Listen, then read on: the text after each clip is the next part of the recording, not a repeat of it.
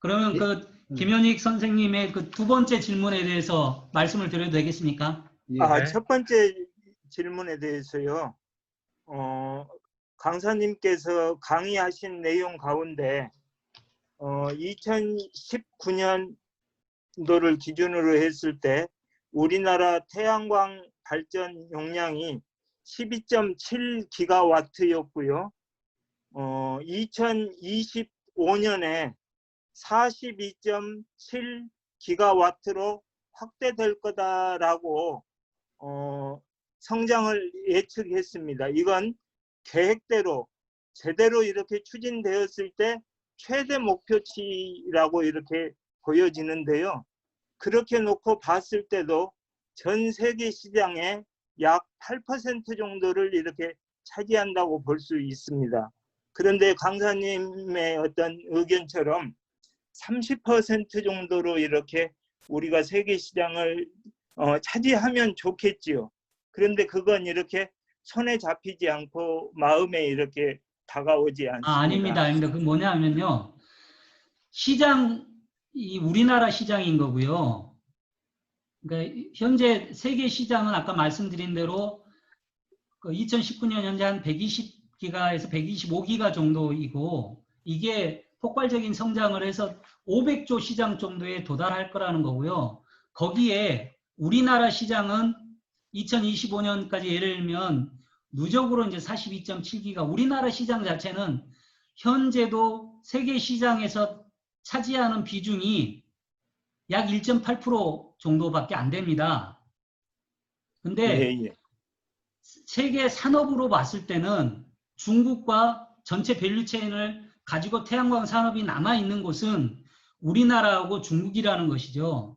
하기 때문에 태양광 산업을 국가 전력 산업으로 집중 육성을 하면 500조까지 커진 세계 시장의 제품, 결국은 시장이라는 건 좋은 제품을 판매해서 시장을 장악하고 또한 개척하는 이 역량에 달려 있지 않습니까? 그러니까 중국과의 경쟁에서 무너지지 않고 한다면 그 커진 세계 시장을 우리나라가 상당히 선점할 수 있는 가능성이 있다는 걸 말씀을 드리는 겁니다. 네. 예. 금방 가지면. 네. 두 번째 답변해 주시죠. 네. K 그린 뉴딜에 대해서 공감하고 시적절하다고 보시지만 정치계, 경제, 사회, 학계, 시민사회, 전 국민 공감대 형성이 필요하지 않느냐 이렇게 지적을 하셨습니다. 저도 전폭적으로 공감을 합니다. 그래서 사실 저는 한국판 뉴딜 또는 이 그린 뉴딜, 한국형 그린 뉴딜에 대해서 이 행정부가 아니라 국회가 주도를 해야 된다라고 저는 사실 좀 주장을 했었습니다. 국회가 주도한다라는 것은 국회라는 게 민의의 전당이지 않습니까? 그러니까 국회는 오히려 이 행정부보다 더욱더 시민사회, 기업, 또 전문가, 여러 이 주체들의 의견을 더 수렴을 하고 무엇보다도 야당이 있지 않습니까? 국회에는 이 야당의 의견까지 수렴을 해서 전 국민이 공감하는 계획을 내기가 어렵지 않습니까? 그래서 김 선생님의 지적처럼 사실 저도 오히려 이 전 국민적 공감대 형성 과정이 조금 부족했고 오히려 국회에서 이것을 추진했었으면 하는 아쉬움을 가지고 있습니다. 그래서 앞으로 그런 지적하신 대로 전 국민 공감대를 형성하는 이 노력들이 더 필요하다라고 생각을 합니다. 네.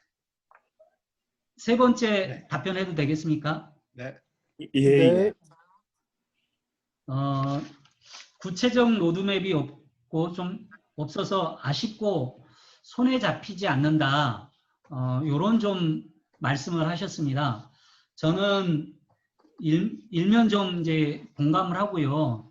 아까 저도 이 평가와 전망 속에 이 한계 부분들에 좀 말씀을 드렸지만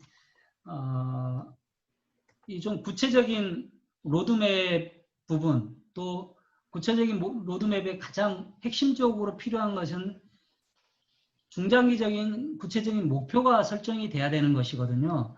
그 목표를 향해서 가는 것이라고 봤을 때 그런 부분이 없는 것들 좀 아쉽게 생각을 하고 있는 건 사실입니다. 하지만 기후 악당국으로 이렇게 지탄받고 있는 나라에서 또 어떻게 보면 재생에너지의 발전 비중이 대단히 적은 나라에서 그래도 이 160조에 달하는 한국판 뉴딜을 발표하고 이렇게 그린 뉴딜을 공식적으로 계획을 발표한 나라는 EU에 이어서 우리나라가 두 번째입니다. 다른 나라들도 많이 얘기를 하고 있지만 완성된 계획을 발표한 것은 EU에 이어서 두 번째라는 것이죠. 그래서 저는 아쉽지만 이것도 굉장히 이제 진전이다.